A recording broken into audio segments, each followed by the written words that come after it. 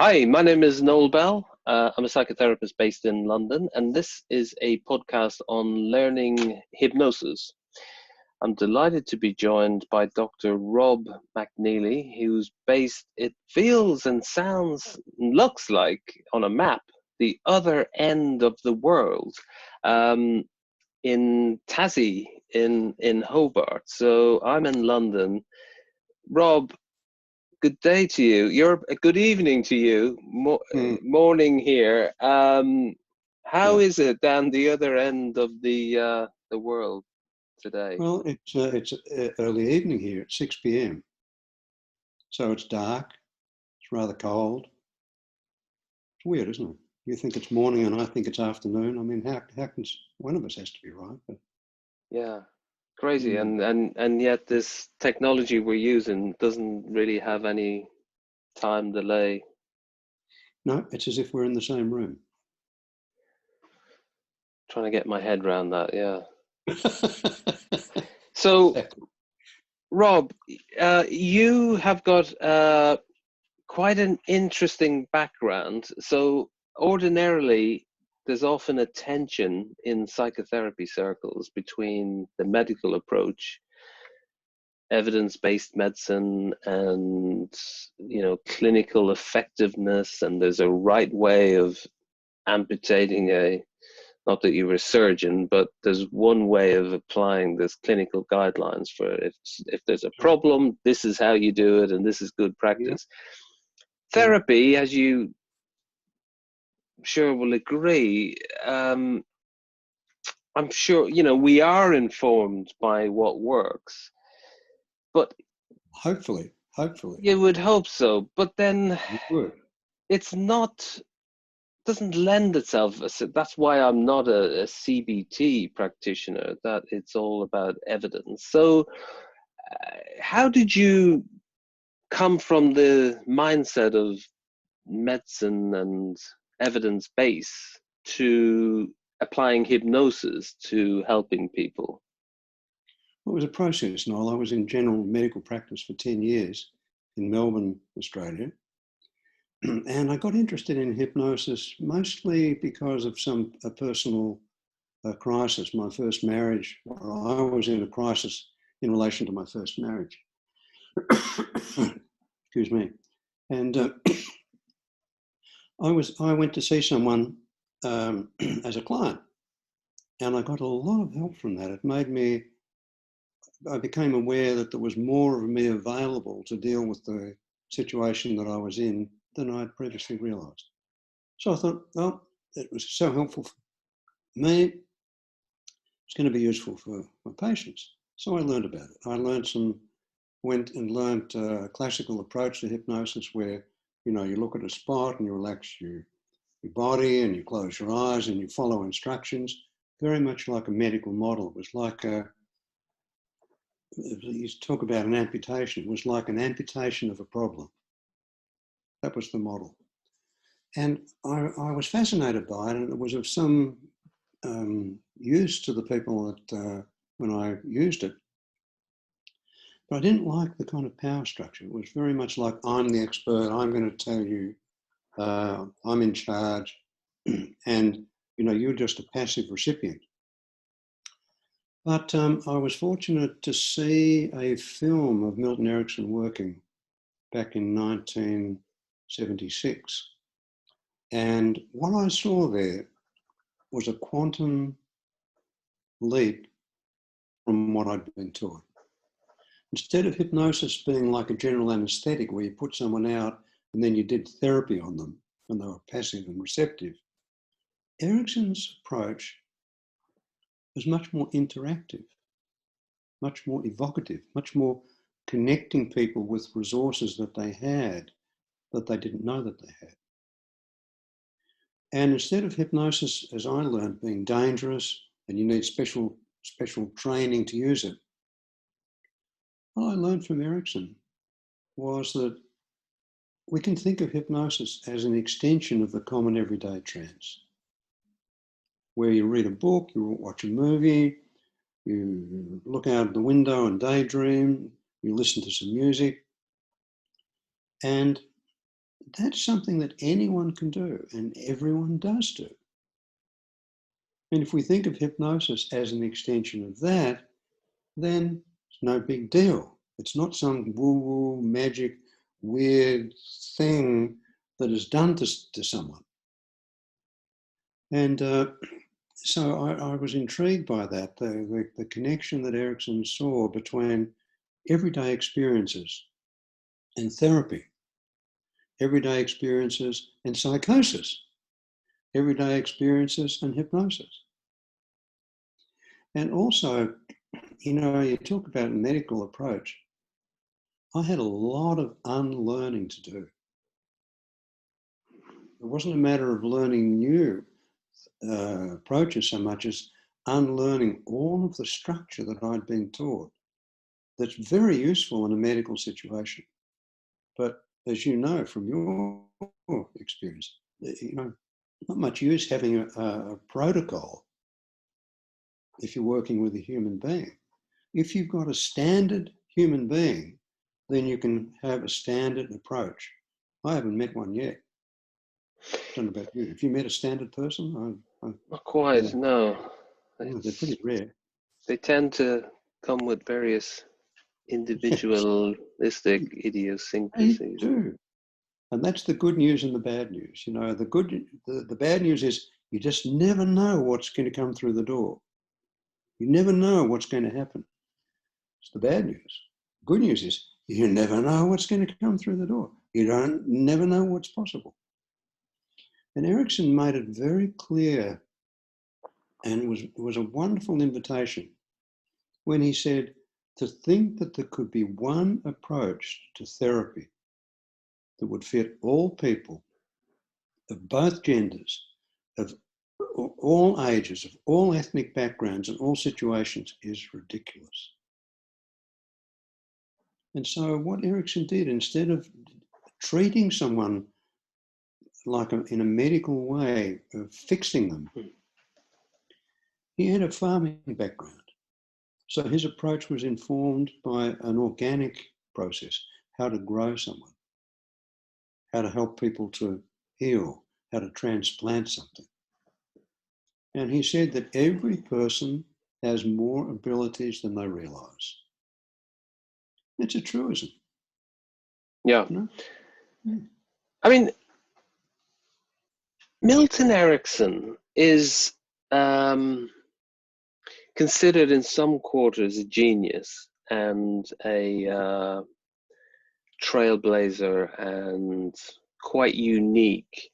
Yet, in a lot of other therapy circles, I hazard to say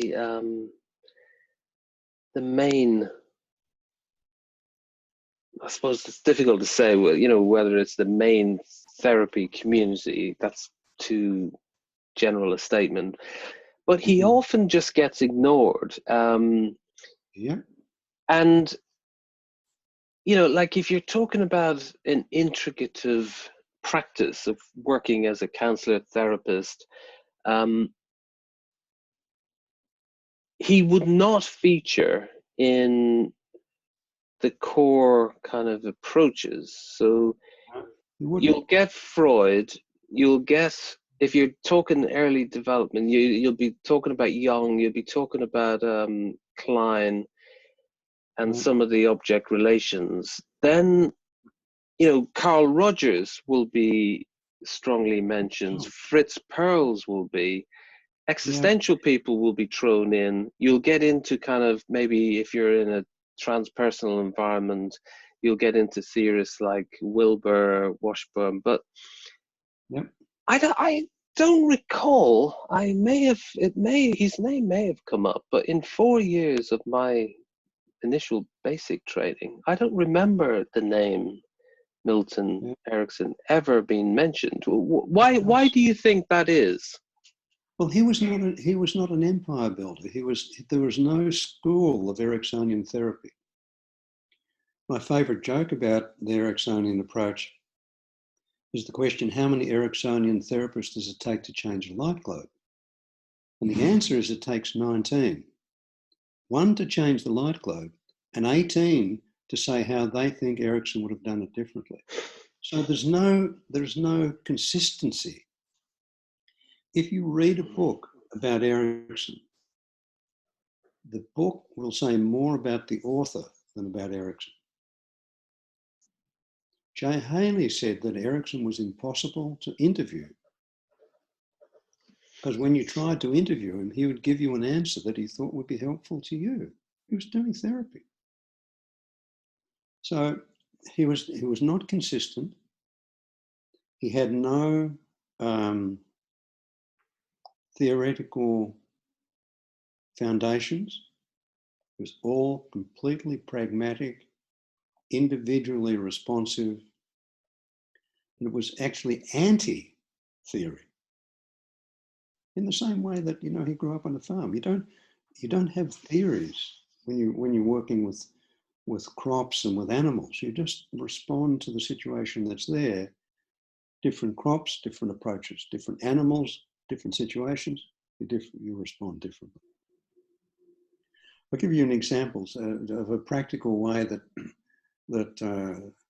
it's a classical thing. That Erickson was a teenager, and his father, one middle of winter evening, had to take this calf out of the barn to give it some water.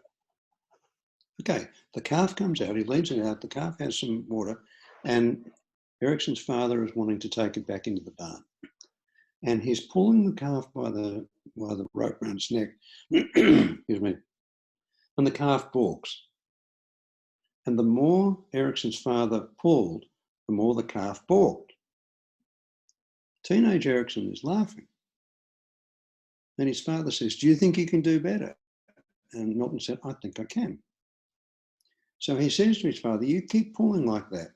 And young Milton got behind the calf and got it by the tail and pulled firmly on the calf's tail. And the calf resisted Milton's pulling on the tail all the way into the barn.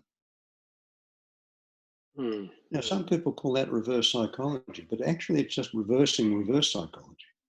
It's actually... It sounds like you would have been a good horse race trainer, because sometimes you have to apply this kind of creative approach, whatever works for individual Another situation, yeah, when you talk about horses, they were on the farm, a horse just ran into their yard.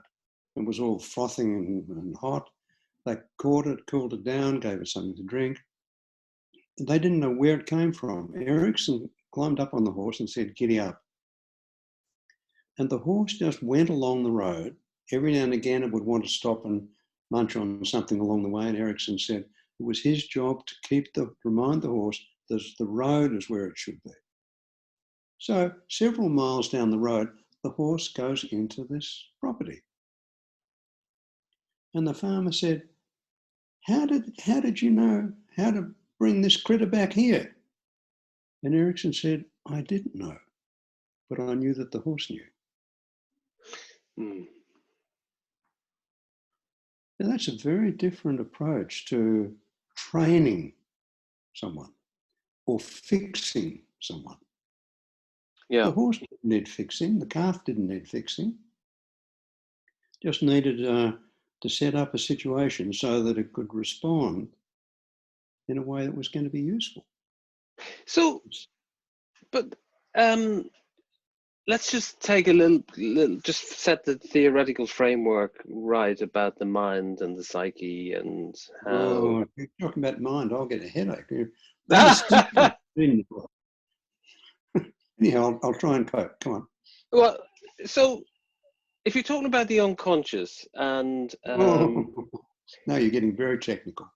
So, and I'm not... A big, huge misconception is that Freud invented the unconscious. He didn't. He just explored it in different ways. It was already, lots of people were talking about it before him. But he did approach the unconscious through dream analysis and explored the unconscious in an interesting way. But how would you say, if we say Freud is the kind of modern instigator or developer of psychoanalysis. How did Erickson differ in his view of the mind? Well, my scanty understanding of Freud's idea of the subconscious was that it was a seething mass cauldron of destructive desires and impulses that needed to be controlled by the ego. Otherwise, it's going to come up and cause trouble. Erickson talked about the unconscious as being a vast repository of resources and learnings to be used. So he tipped the whole construct on its head. Instead of something that is troublesome, that needs to be brought to the surface and understood and corrected, he assumed that our learning, which is embodied, our embodied learning, is something to explore and to develop and to foster, so that we can be more of who we are, instead of having to be fixed to be something that we're not. Yes. So if we're talking about the multiplicity, that we can all have parts or subpersonalities or complexes, whatever language you want to use, we are multiple.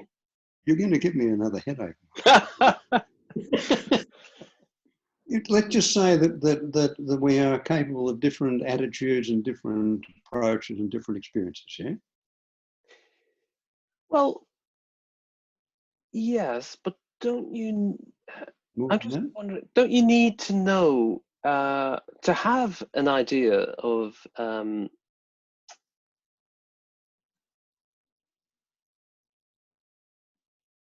so I suppose this is another, maybe to get to the meat, is what is transformation? Because if you're talking about embodying things, parts of yourself that are maybe dormant or not developed or latent, then you can be empowered through the process of therapy or having a good experience with other human beings. It doesn't have to be in necessarily in therapy sense. And through manifesting some other ways of being, you kind of lead a more productive, happier, more contented life. Sure.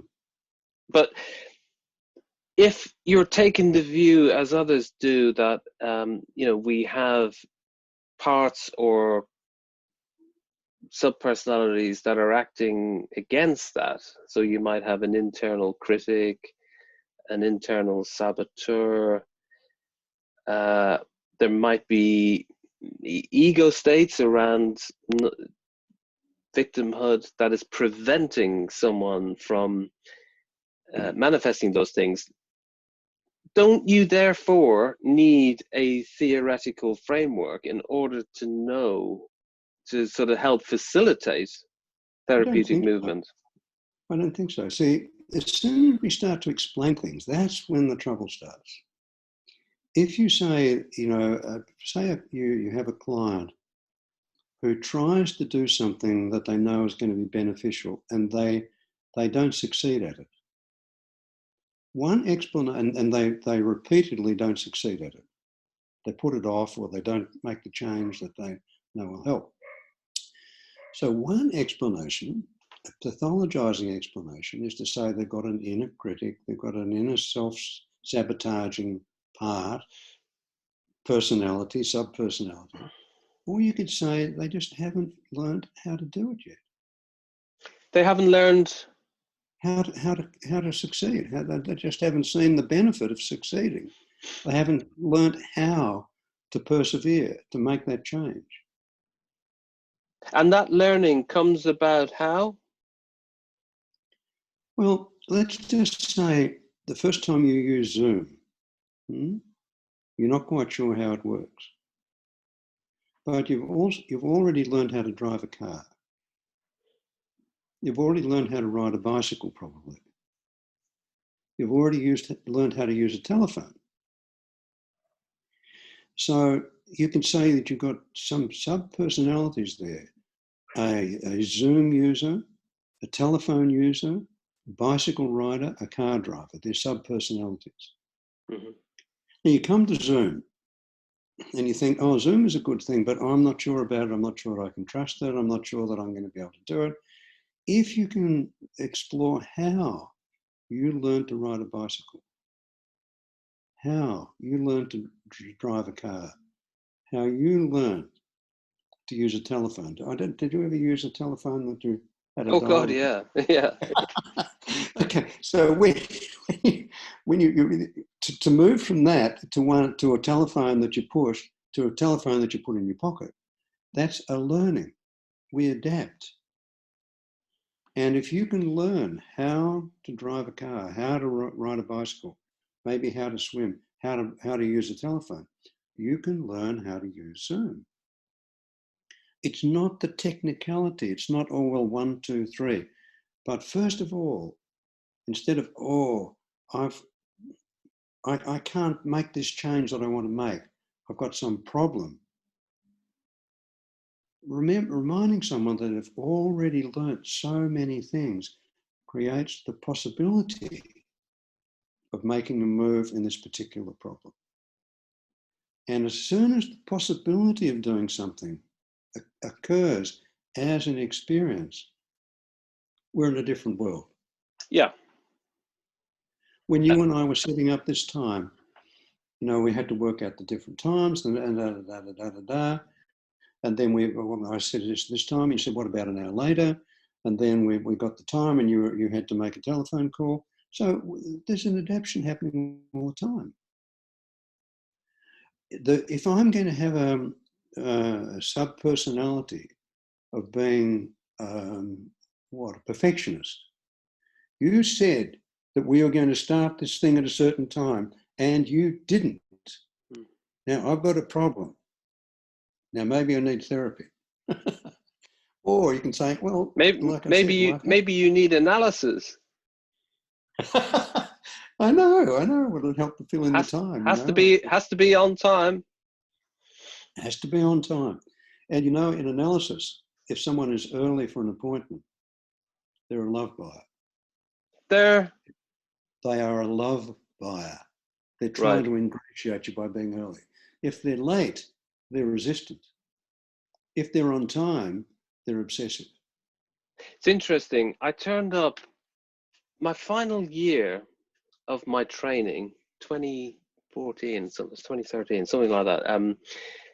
I turned up to interview at his house the late John Rowan, and I was pacing up and down his road, not wanting to be late, but wanting to be there, not be too early. So I decided to turn up to knock on his door 5 minutes beforehand. Yeah. So I knocked on the door, he answered, and I sort of, in that kind of deferential way of trying to be friendly, I said, oh, there's probably nothing more annoying than being 5 minutes late than being 5 minutes early. To which he said, in a very dry way, both are equally annoying. Very good. Lovely. If it was said dryly, if only we could be dry and see the irony of talking like that, it'd be fun, it'd be just fabulous. But as soon as we say, aha, woohoo, we've got treatment. That was one of the major moves that Erickson made from the traditional approach to therapy. Based on the medical model, if you've got a pain, you need to have the cut out, an operation, you need to get it fixed. But Erickson was very keen to let people know that they didn't have to get rid of a problem in totality. He said to a woman who had migraine that it was very important for her to not completely get rid of her migraine, because there might be some family occasion where having a migraine headache would be the only legitimate excuse for not going. Now, did you see there's legitimate social avoidance strategies? Yeah. Yeah. See, that's the thing. He was encouraging people to be dysfunctional. She was being irresponsible and socially avoiding. She just didn't want to go to the family meeting. You know, that's just a human thing. But if we take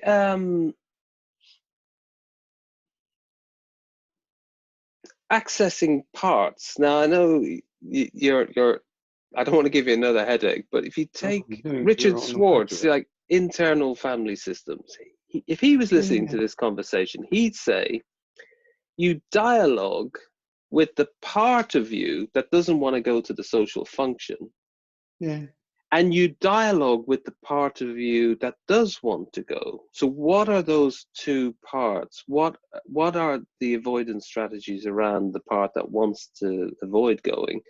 And what does the part of you that needs the social interaction, what is that part about? And that the idea is you identify, if he was here, he'd say, one part that maybe doesn't want to go, there's a extreme emotion, often fear or guilt, that has attached itself to that part at some point, that has then built up an avoidance strategy. So in order to really dialogue with that part is to identify where the extreme emotion is, to unburden the emotion from that part, so that that part can then thrive and not have the social avoidance strategy.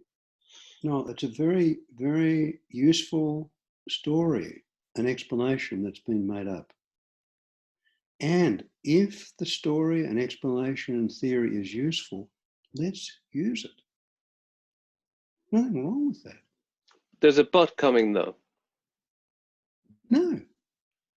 But if it's no.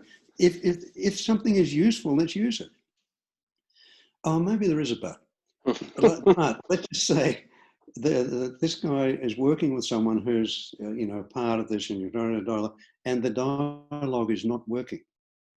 It's not happening. Then you'll have to invent another part that's getting in the way of that dialogue not working, and then start to dialogue with that. And then if that doesn't work, and so on. So it's an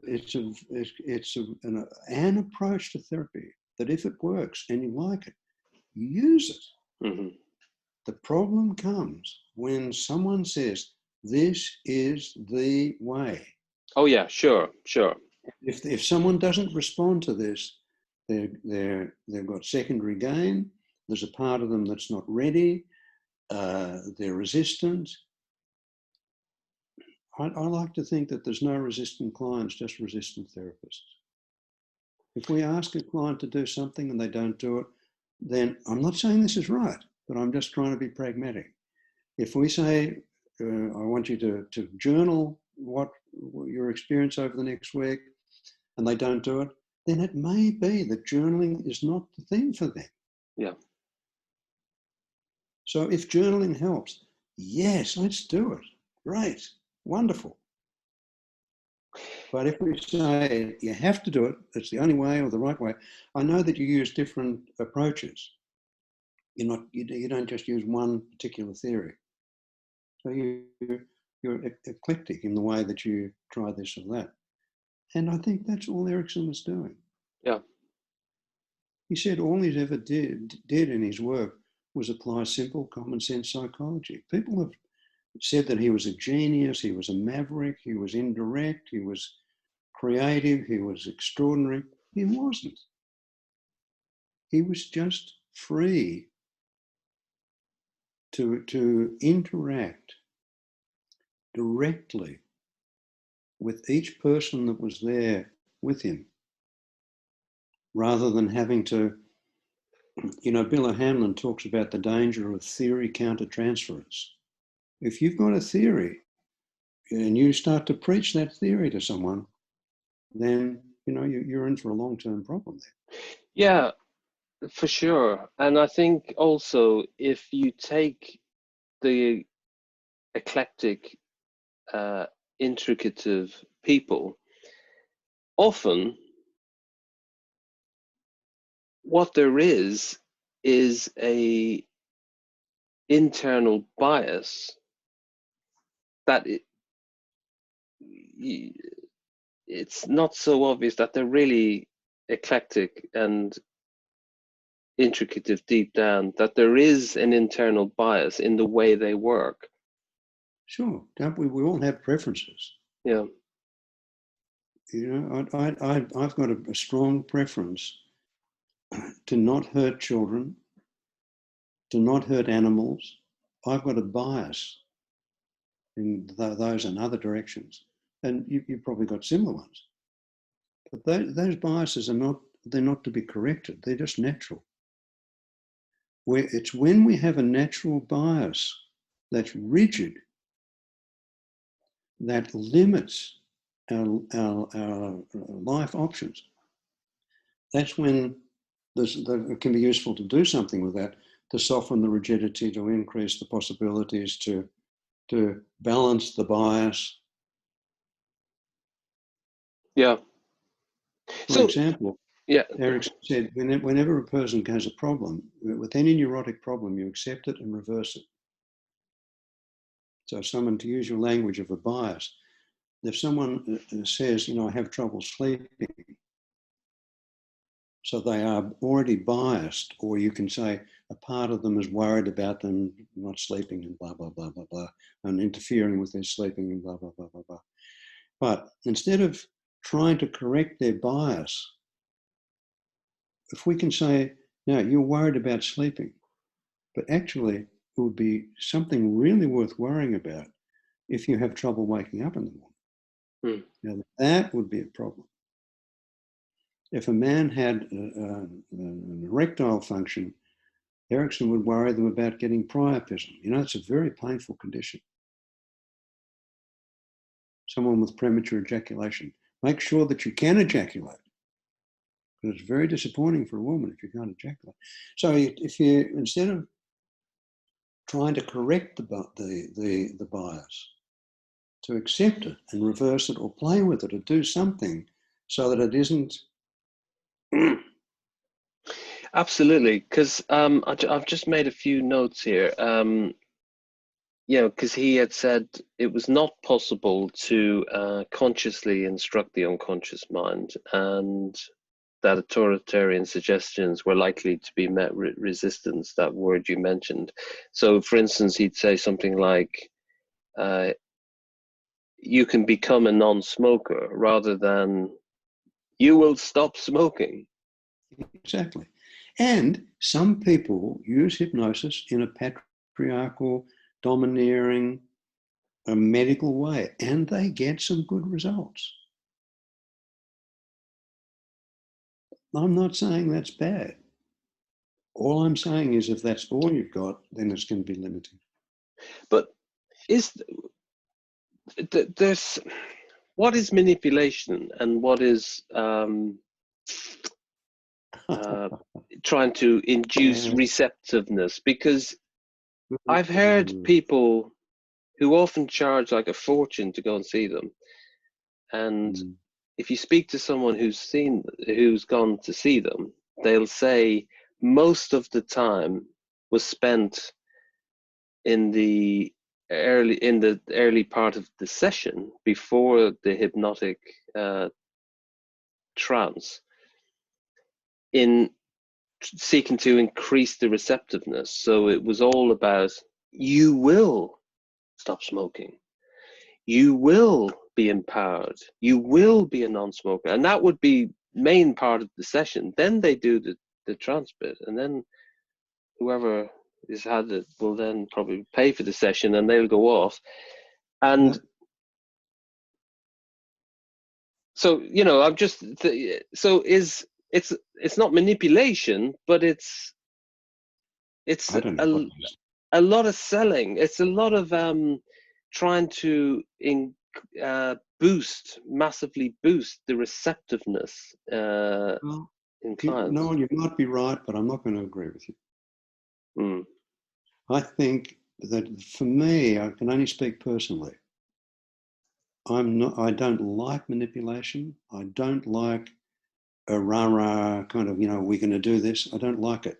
It's a personal bias that I've got. Mm. I've got a part of me that resists that, maybe because my father was a Scot and I've got some Irish blood in me. Don't tell me what to do. So maybe I need some help. But for me, it doesn't have to be that complicated. It can just be an invitation. It can just be an invitation. So, for example, Noel, if you can think of a problem, don't tell me what it is. If you can think of a problem that's been bugging you, your arm, you said your arm's been bugging you. Yes. Okay. So, if you can think about can you tell me just briefly something that you like to do? What's something that's pleasing to you, like a hobby or a pastime or something that you like? Cycling. Cycling. Okay. So when you cycle, what is it that you like about cycling?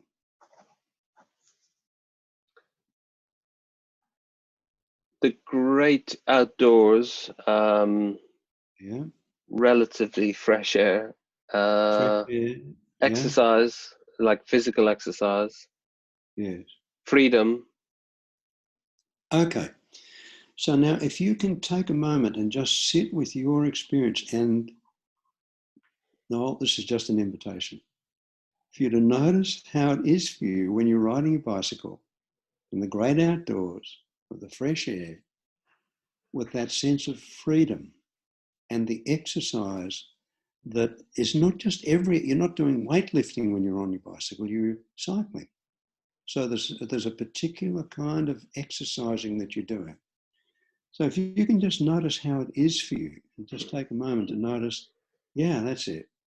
How when you're cycling, all of that's happening and a lot more than you can actually put into words. It's a holistic experience. And if you can notice how your experience is when you're cycling, I wonder how your experience of cycling can inform what's going to be useful with your arm.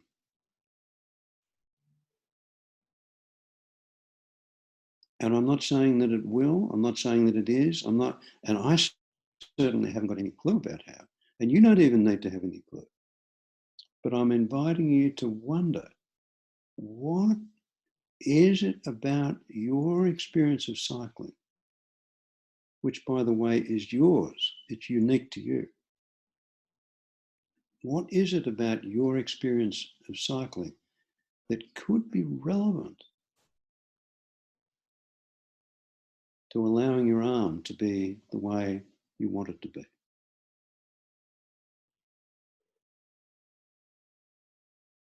No, I'm just asking you a question. I'm just inviting you to speculate. And I wonder if you could just let us know what happens when I ask you those questions.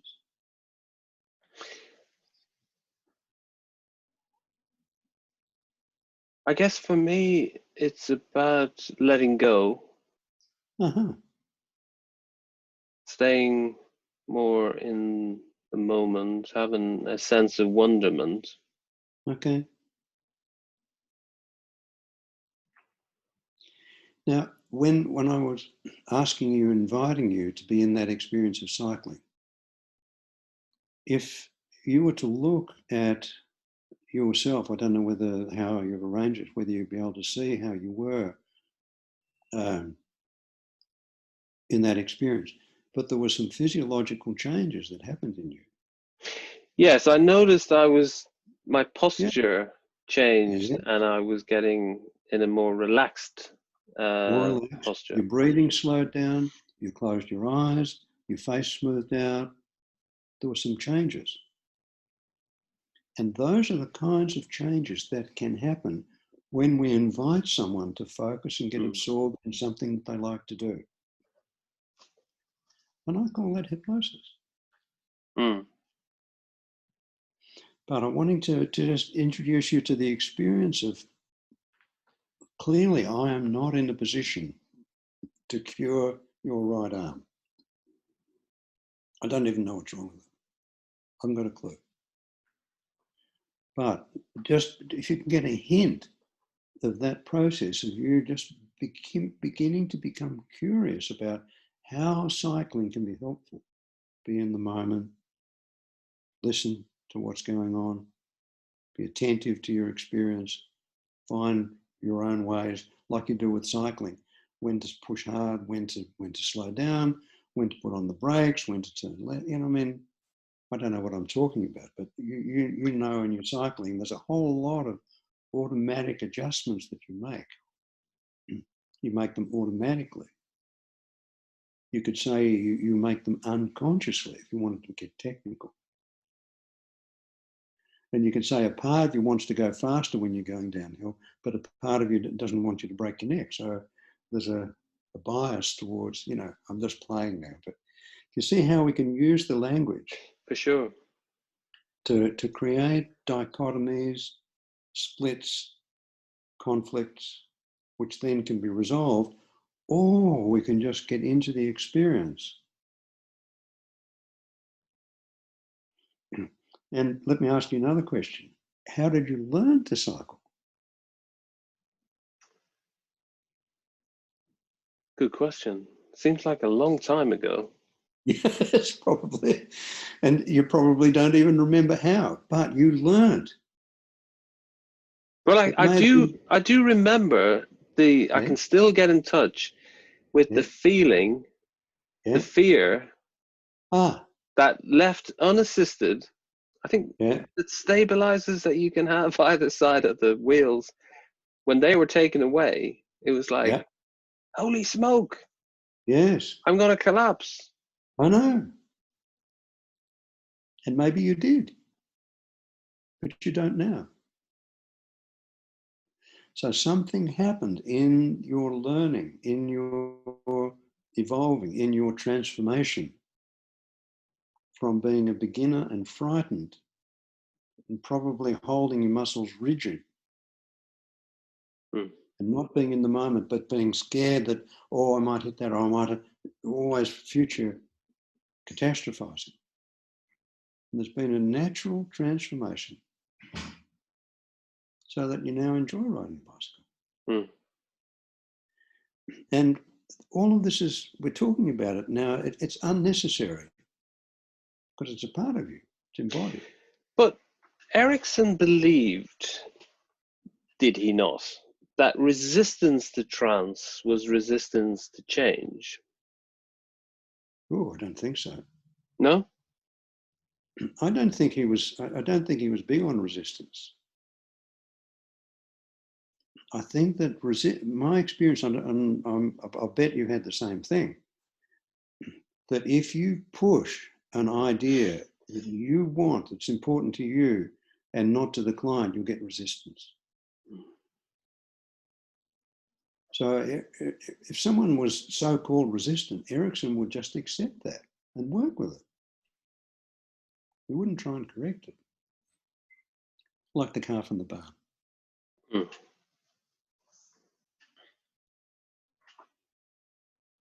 If someone says to you or me or Erickson, you won't be able to hypnotize me, then why can't we say, I think it's really important that you don't let me hypnotize you until you realize and you're ready to allow yourself to go into trance. It would be terrible if you gave me the power to do that to you. So please, don't allow yourself to be hypnotized by me until you are ready and it feels right for you. And if I say to someone, you don't need to go into hypnosis to get the result that you want, Every person has their own way of going into hypnosis. If you want to, you can listen to me. You can let your mind wander. You can pay attention to my voice. It really doesn't matter what happens. All that's important is that you can allow whatever's going to be useful for you to be something that can happen without you needing to know what it is or how it came, or even that it is already beginning. Now, if you notice your response when I'm rabbiting on like that, I'm not saying anything that you can resist. I'm giving you permission to do whatever you want. But in all of those invitations, there is a bias, there is a kind of a presumption. Something useful can happen. But Erickson, he was into creating the confusion, wasn't he, with the handshake induction? Yes. He did some of that, yeah. So was creating the confusion increasing receptivity to trance? I don't think so. That's something that a lot of people say that. I've got I'm just one of the 18 change, I've got say how Erickson would have done it differently. I'm not changing the light bulb. I saw that he generated confusion whenever there was some certainty that was unhelpful. If someone was rigidly certain about an opinion, there'd be some confusion in the air.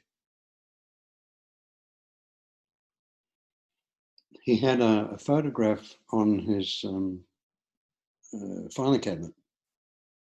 It was a picture of Sigmund Freud in military uniform. And it was written on the side, "Where I have created confusion, you have created clarity." Signed, Sigmund. Completely fake. What a joke.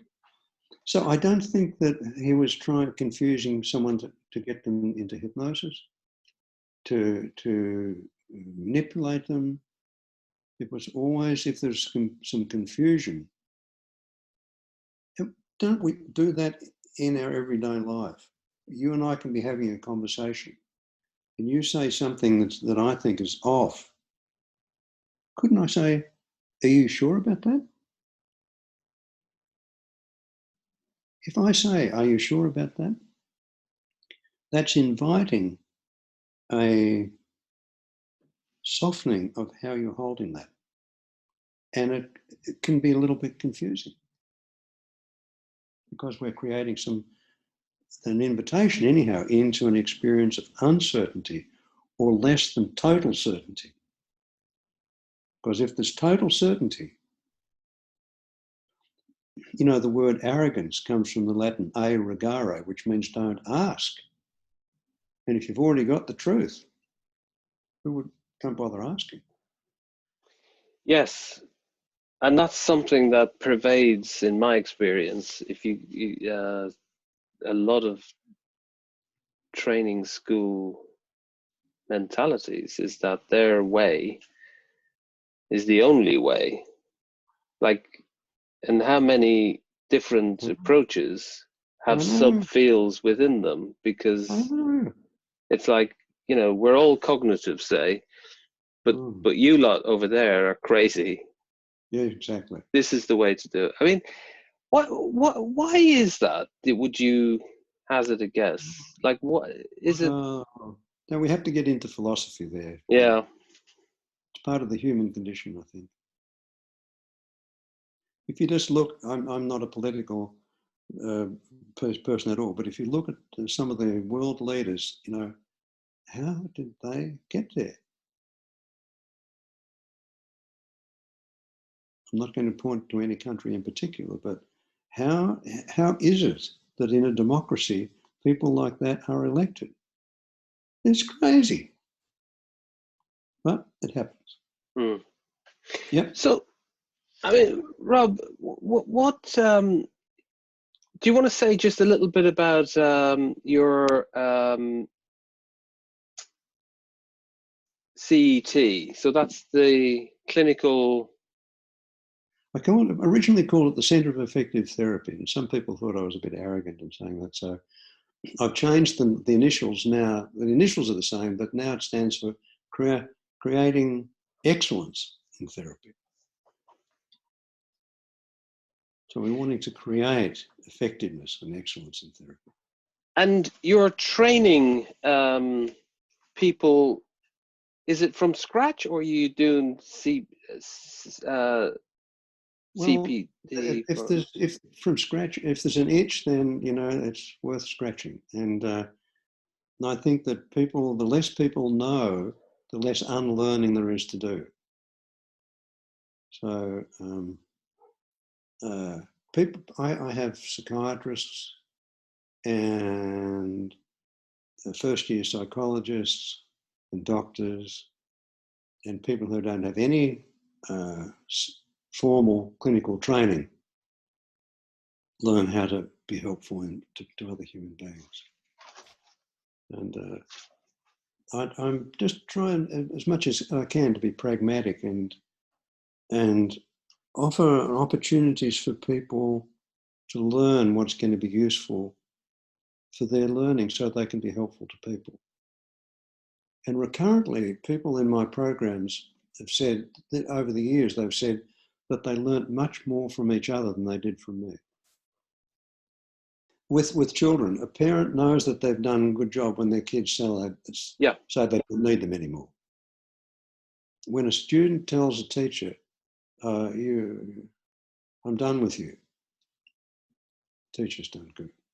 So I think that in my clinical work, the sooner a person gets back on with their life and the less they have to do with me, the better. And with all of my workshops, the sooner people say, I don't need you anymore, I'm going to go off by myself, the happier I am. Yeah, I remember someone, I was still training at the time. This guy, I suspected there was some transference being played out.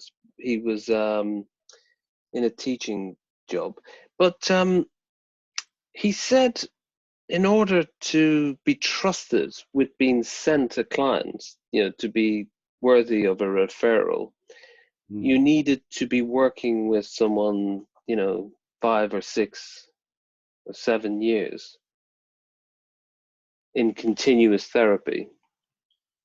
Okay. And I think there were other issues at play in what was going on in what he was projecting out, but that is kind of representative of some views in the therapy world, that it has to be like ultra long term in order to fully explore someone's total material. Yeah, it's still there. I'm informed by a comment that Erickson made that I've used as a title. I'm just doing a plug here for my latest book. Sure, yeah. Just Do Good Work. Scott Miller kindly wrote a foreword to that. And I think that if we can just do good work, then that can be 7 years or 7 minutes. I remember a couple who came for a first appointment of the day. They arrived at 9 o'clock. And I just asked them what's going on. And the husband said, last night my wife said that we were coming to see you. So I said to her, what are we seeing him for? And she said, well, we haven't been communicating. And he said, well, what do you mean we haven't been communicating? And they sat down and talked about all the things that they hadn't been talked about. So they arrived for 9 o'clock appointment. And they told me this. So I said, I really appreciate you taking the time to come and tell me you don't need to be here. See you later. They were there about 7 minutes. So, how long's a piece of string? It's a bit of a cliche, but I think the distance is between the beginning and the end. when I was seeing clients, usually I saw them once. That was the most common number. But I had several clients that I've been seeing for more than 20 years. One woman I've been seeing for 30 years. So I think people are different, aren't they? Rather than force someone to fit our theory of how long and what form, if we can be flexible and fit what's going to be useful and relevant for them. Yeah. But you know, I can rabbit on for hours and weeks, as you probably can gather. But if anyone's interested, they can have a look at their website. You know, it's just cet.net.au,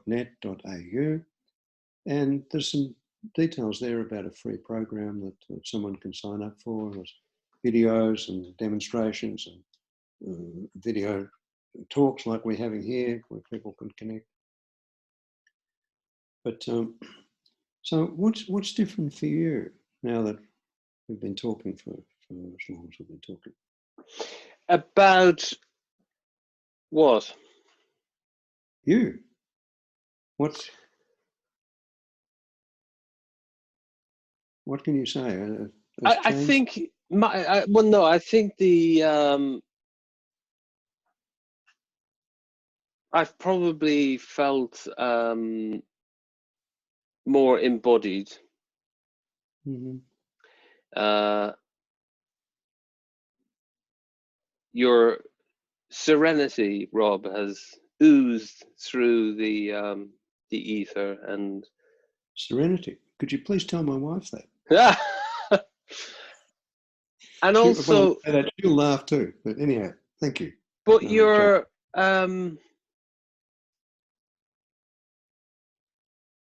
you know, I think some people are quite heady, others are more in their body, as just a rough way of looking at being. And I sense, whilst you're quite active in your functioning above the neck,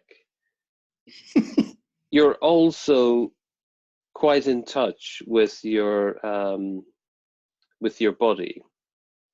Mm-hmm. And I think that's what I've sort of experienced chatting to you. That there's that sort of, I had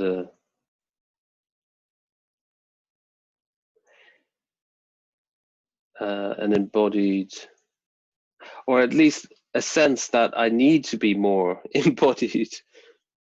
I guess in this sort of environment, like if we were having a coffee on downtown Hobart or something, it would be a different experience. But because I'm the interviewer in this interaction we're having, I am sort of mindful of thinking, well, what should the questions be, anticipating where it's going. So I guess I would probably be more kind of detached from that if we were in a different setting. Is that making sense? Sure. And if I were to take you seriously about you wanting to be more embodied, and this applies to anyone listening to this, for you, you know how to be embodied by riding your bicycle. When you're cycling, you are embodied. And other people listening to this, instead of riding a bicycle, what their embodied experience might be watching a movie or dancing or gardening or singing, I don't know what, reading a book. But when we're doing something like that, we've got it all together. It's all functioning. It's all working. And I think when you say my calmness, I have absolute certainty that people have the resources to get past their limitations, past their problems. Absolute certainty. And I don't believe that's correct, but I'm going to hang on to that because it makes my life easier and it makes the process more effective. Good. So I'm more interested in being useful rather than being right. Something I learned from Erickson. Yeah, that's good. Well, that's a good positive place to end. Rob, it's been a pleasure chatting, and stay on the line. We'll just end it for now, so people know how to get hold of your book, and your website that you've given has got lots of information on there. So go check out. And by the way, thank you so much for inviting me to be part of this. You know, it's a real pleasure for me. Real pleasure. You're very welcome. Thank you.